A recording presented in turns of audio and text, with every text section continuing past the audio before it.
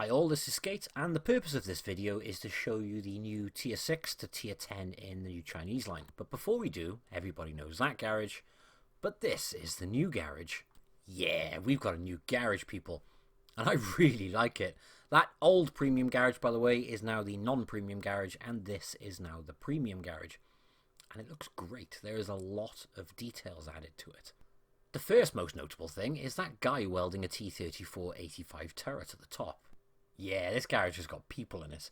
And that guy is welding away on that turret, and my favourite little detail of this, so simple, he takes his mask off to check his welds, and then puts it back on. Anyone who has done some welding will be very familiar with that. So it's just little details like that which I think are great. There's a crane moving across the ceiling, nothing too big. There is a guy on the right hand side as well who has an endless supply of boxes.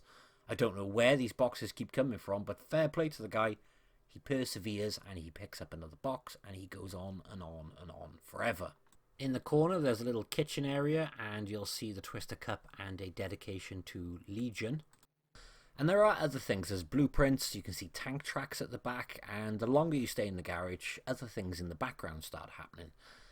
There's a truck just pulling in now. But what I just missed was the truck going past the windows, because at one point you can actually follow the truck going all the way around past the windows and then coming in. And there's lots of little details like this throughout the garage. You can see that guy is still going hell for leather with his boxes. So yeah, hands down, this is the best garage Wargaming have provided us in World of Tanks Blitz, and I really, really like it. But that is enough perusing the garage. The main part of this video is going to be about these new Chinese tanks. And I've done tier 6 to 10 first, because I imagine they are the ones people are going to be most interested in. And trying to do all 10 means I have to cut down and cut out an awful lot of detail. So we're going to do tier 6 to tier 10 first, and then we'll come back and I'll put another video up for tier 1 to tier 5.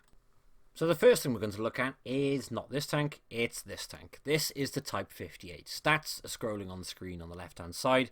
Feel free to pause the video to check them out in a bit more detail. But the Type 58 is pretty much a T-34-85. And if you're a big fan of the T-34-85, then continue being a big fan of the T-34-85, because this thing is not as good as it. Now, don't get me wrong, it's not a bad tank, and it's going to be more than capable. However, I don't understand why it had to be made worse than the T-34-85. For example, the gun. Pretty much exactly the same 85mm gun, except it's the gun which the Chinese fitted. What that basically means is Wargaming have reduced the penetration values from 144, which you get on the T-34-85, down to 128 on this gun. Also, the APCR on this has 172mm of penetration. On the T-34-85, it has 194. It's not a significant difference, and you won't struggle massively with the penetration value of 128 at tier 6 when you're fighting tier 6s. However, coming up against higher tiers, you'd be surprised how much something like that can make a difference. On top of that, this thing has a lot less brake horsepower, 572. When you compare that to the 930 on the T-34-85, you start to wonder what's the point in driving this thing when you can just pick up a T-34-85, and obviously the only reason is to get through it. But I imagine most of you are sitting there with the same perspective as me right now, thinking, well, why? It's pretty much the same thing, just with a couple of different alterations. Did it have to be so different? There are other things, by the way. The gun accuracy, it's 0.335 on the T-34-85. On the Type 58, it's 0.359. Again, why? It's a T-34-85. They were given to China. China went, I know, let's try and produce these things at home. In the end, they didn't bother. But did it really have to be a T-34-85 nerfed as far as I'm concerned? That's pretty much how I perceive this tank. It's a nerfed T-34-85. Now again, I'm not saying it's a bad tank, but I don't see why anyone would voluntarily choose this instead of a T-3485, or even Victory, the T-3485 Victory, if you have it, you just wouldn't drive this. The only reason is to get through it, and obviously go up through the tiers.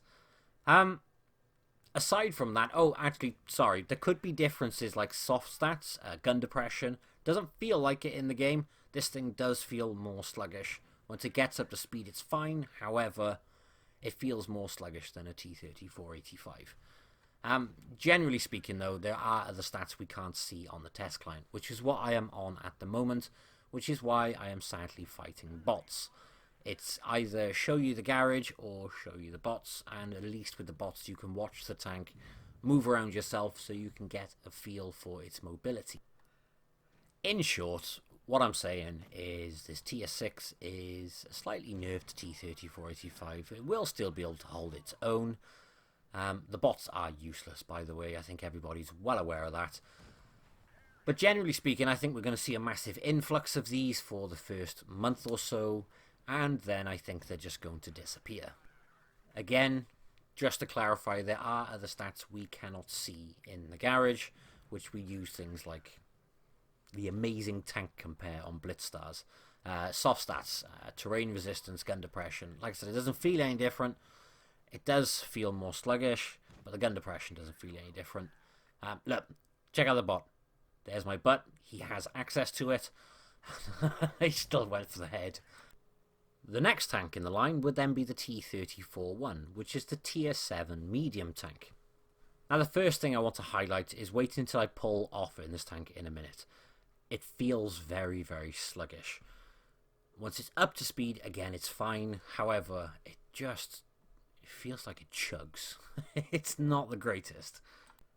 Sadly, with the bots being the way they are, I can't test the armor, so we can't really say if the armor's going to be amazing or not. However, it has 60mm on the front of the hull, and it has a very, very respectable 170mm on the turret. In other words, the turret is going to be godly because it's domed and 170mm. There you go. Look at the mobility on it. It's not good, and it has very, very little gun depression. And that is the thing with these tanks. They're sort of happy little hybrids between mediums and heavies, because they pack heavy tank guns into very, very tough turrets and stick them onto medium hulls. Because the hull is pretty much just a shortened, lower T-34 hull, except it has 60mm on the front, so you're going to be wanting to hide that front plate at all costs. But the turret is what you're going to be wanting to persuade people to bounce at. The other thing which I think is very important worth noting, look at the location of the turrets on these things. It is very far forward on the hull, which means you can pop this round a corner, you can have your front plate angled very, very aggressively. Nobody's going to penetrate, obviously, your turret. Well, some tanks will, but it's going to be reliable. But you can keep your inner track wheel in while keeping your front plate very heavily angled because it's so far forward on the hull. So I think this thing will be quite good on corners as well. Now, in terms of the gun, let's start with a positive. It's got amazing penetration, 170mm of penetration. When you compare that to something like the 145mm that you will find on a Type 62 or the 148 you find on a Comet, this has got great penetration. I don't think it's going to struggle overly in any shape or form, actually, with the penetration. It packs 280 alpha per shot. However, it packs in just over 2000 DPM with a gun rammer. So with that 170mm, you need to make sure every single one counts. And it's got to because of that.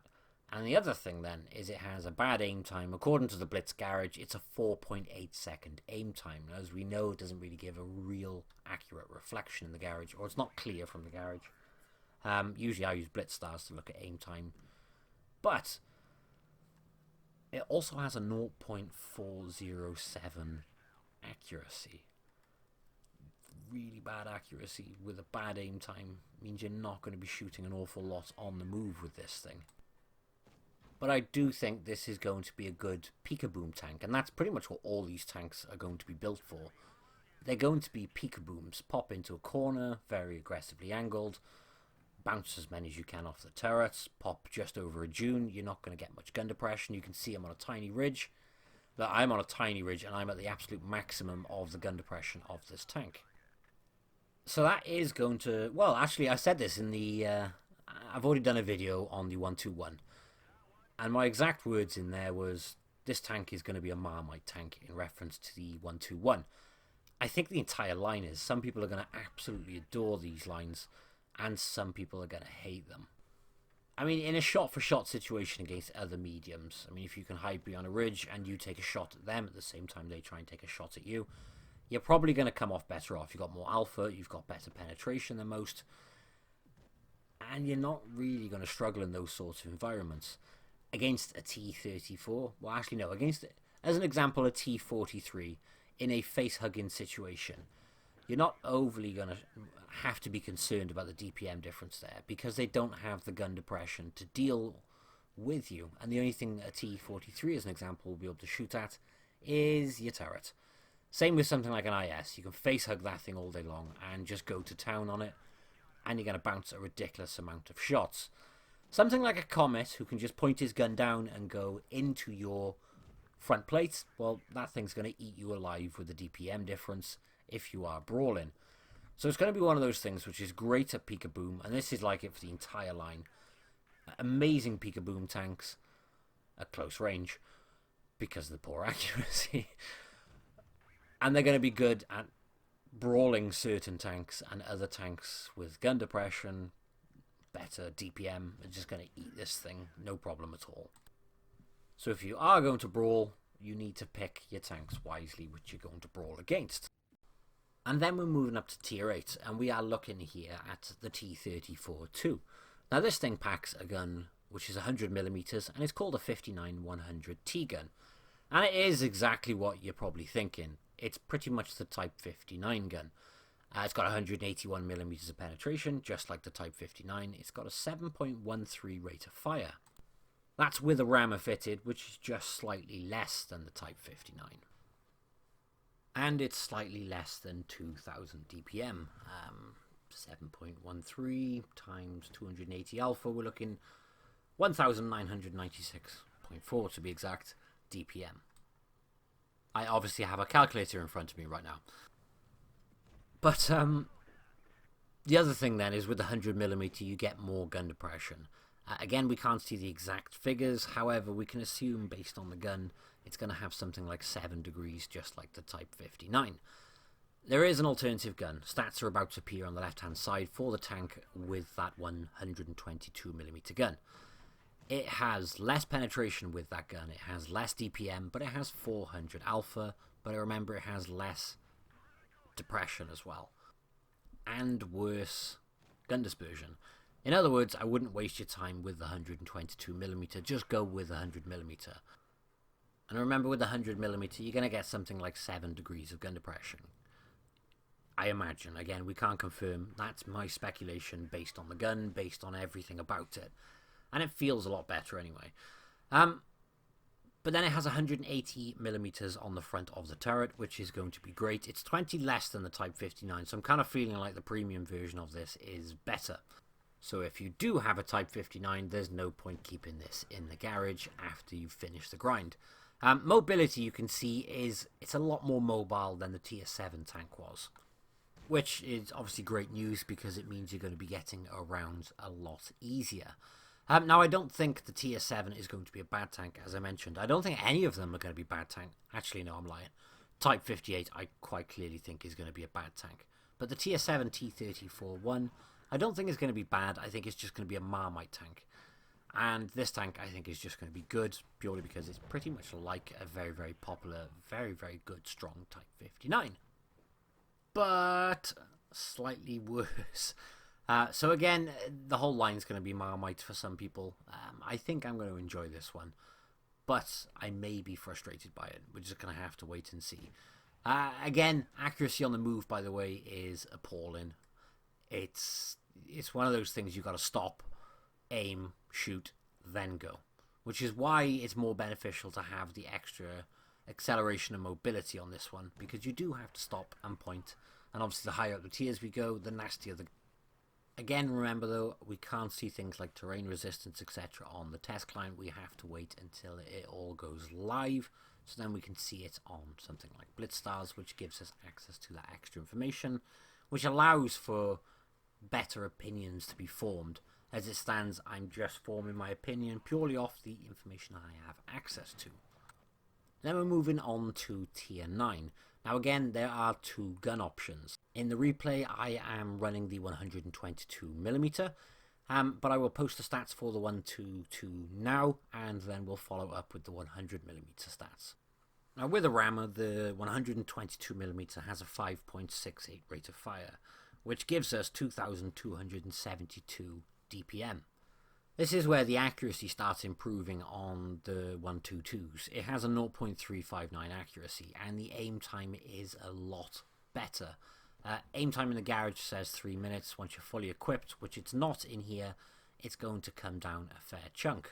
You've also got 220mm of penetration with that gun. If we bring up the stats now for the 100mm gun, you can see we've got less penetration, 215 instead of the 220. We've also got the same gun dispersion, however there's an extra 1.3 seconds on the 100mm gun. You'd think it would be the other way around, however the aim time is quicker on the 122. Now you do see an improvement in DPM with this gun, however you lose a bit of penetration and you get a worse aim time. But the 100mm gun will give you 2,644 DPM. So we are seeing a very slight increase in DPM with the 100mm, however we're sacrificing aim time for that, and we're also sacrificing 5mm of penetration. Yet the gun dispersion is the same. So for me, I would say the best option for this tank would be the 122mm.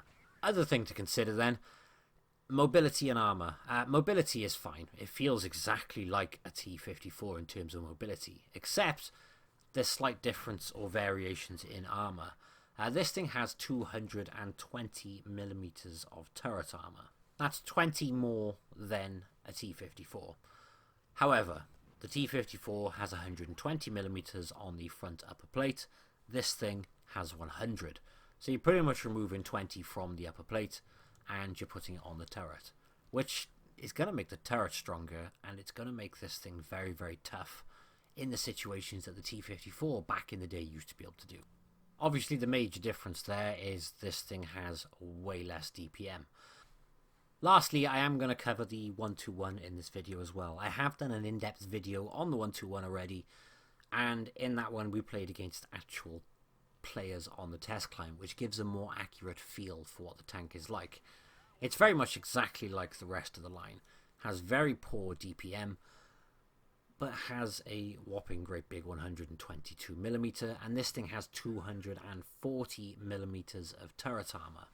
Now stats for this are on the left hand side. It's got very, very good armor. It's got good side armor. It's surprisingly mobile for all that armor, but it does have appalling DPM and appalling gun depression, which is why I mentioned numerous times it's going to be a Marmite tank. The other thing to look at though, which I did mention in the other video, it has a 0.335 accuracy, which is very nice for a 122, not so good from a medium tank perspective, but the aim time is still staggering. Now the Blitz Garage says it has an aim time of 2.2 seconds. However, if you remember, they did adjust it so apparently it gave more accurate figures. However, it's only confused me ever since, because the aim time on this is not 2.2 seconds. According to BlitzStars, it's 0.75, and fully equipped, I do not doubt that. The aim time is just, it's on point. It is staggeringly fast. The backhand of that is the on-the-move gun dispersion on this thing is awful. Do not waste your time trying to shoot on the move. You're going to miss the majority of your shots. You'll see the bloom as we're driving around how big it is. It's huge. But yet, if you stop for less than a second, you are fully aimed in and you can see how small it is. you'll see that in this replay. The other thing then, HE. Obviously, because it is a 122, not a 105 or 100mm you get on the other medium tanks at this tier, it has better HE penetration, which means you can go through the rear of a lot of tanks, and you can go through the engine deck and the sides of a fair few mediums. So that is one way of potentially trying to up your DPM a little bit. I mentioned this in the previous video as well, but I think this tank is going to be a lot of fun. It's going to be potentially challenging because of that DPM aspect. If somebody tries to rush you and they have gun depression to shoot down on your lower plate, it's going to hurt you an awful lot. But if they don't, you can face hug in a brawl and have a whale of a time. Or go with the peekaboom approach. If somebody's attempting to do, say, 300 alpha to you, 310 alpha as an example, well, they're going to struggle to penetrate you if you're just peekabooming your turret anyway, and in that time you're poking back with 400 alpha. So it is going to make all the difference. Check out the accuracy here, by the way. You can see we are right smack in the middle on the side of that thing, and I have no idea where that shot went. It's no idea. Yeah. Don't shoot on the move, you gotta stop, and the aim time is fantastic. But this is going to be a hide your hull, poke your turret, and just irritate the hell out of everybody by aiming twice as quick as them and snapping shots into them. I will get tier 1 to 5 done ASAP, but I thought it made sense to do the higher tiers first because I imagined a lot more people would be more interested in them. So I'll get that video done ASAP and up on the channel. Also, if you haven't seen the proper gameplay of the 121, it's on the channel from I think last week or the week before. Just go back and check it out, and I'll put a link in the video description. But thanks everyone for watching. I hope you have enjoyed, and I'll catch you in the next one. Bye bye.